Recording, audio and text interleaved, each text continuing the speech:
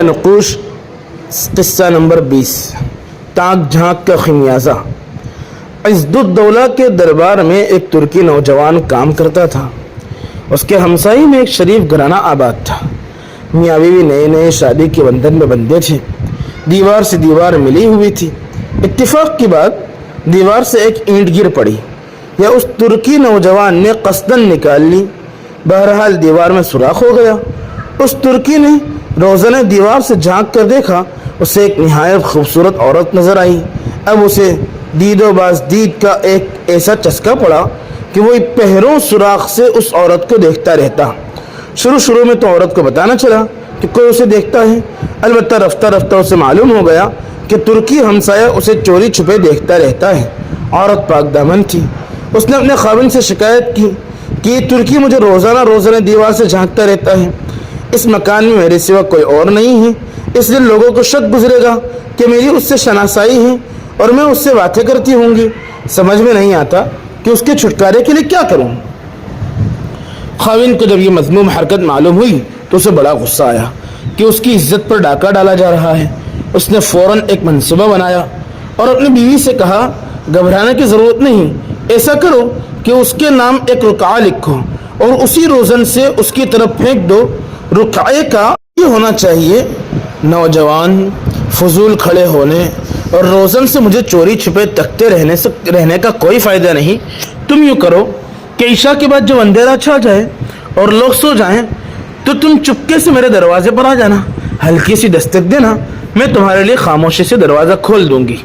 عورت نے یہ مضمون لکھ کر نوجوان کی طرف روزن سے رقعہ پھینک دیا۔ نوجوان نے فوراً رقعہ پڑھا، خوشی سے جھوم اٹھا اور رات ہونے کا بےتابی سے انتظار کرنے لگا۔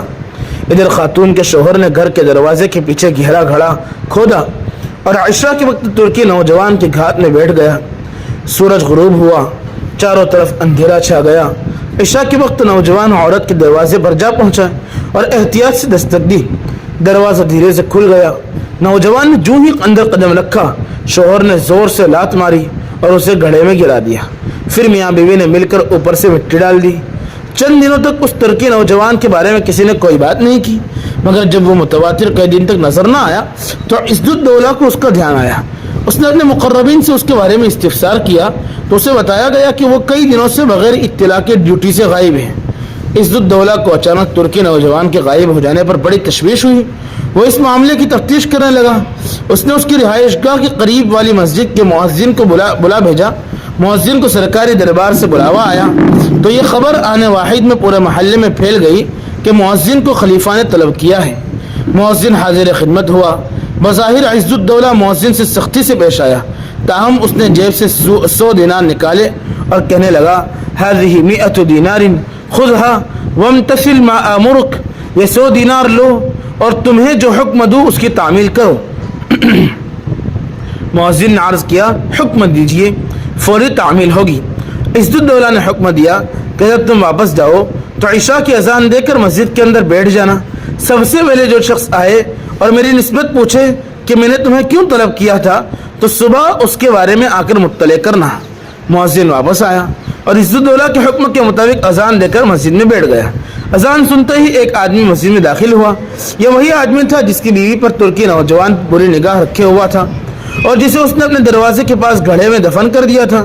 مسجد میں داخل ہوتے ہی اس نے مؤذن سے پوچھا، قلبی الیک ولی شیء اراد منک عضد الدولہ، میرا دل تمہاری طرف لگا ہوا تھا، بتاؤ خلیفہ نے تمہیں کیوں بلوایا اور وہ تم سے کیا معلوم کرنا چاہتا تھا؟ مؤذن نے بتایا، کوئی خاص بات نہیں، عزت الدولہ مجھ سے اچھی ہی بات کی ہے۔ صبح ہوتے ہی مؤذن مسجد سے نکلا اور عزت الدولہ کی خدمت میں حاضر ہو کر اس آدمی کے بارے میں اطلاع دی۔ عزت الدولہ نے فوراً اس آدمی کو بلا بھیجا۔ کچھ دیر بعد وہ آدمی عزت الدولہ کے دربار میں حاضر ہو گیا۔ وہ گھبرایا ہوا تھا۔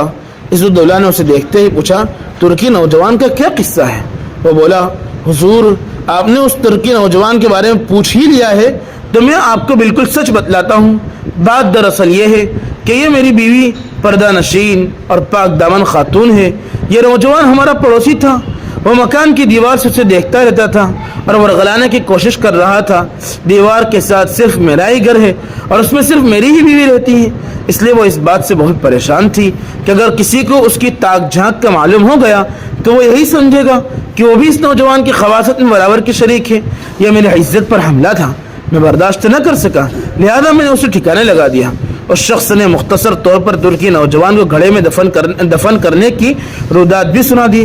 عزت الدولہ نے اس کی ساری گفتگو سننے کے بعد فرمایا, اذهب فی دعوت اللہ فما سمع الناس ولا قلنا, جاؤ اللہ کے سپرد, نہ لوگوں کو اس بات کی کوئی خبر ہوئی نہ ہم یہ راز افشا کریں گے.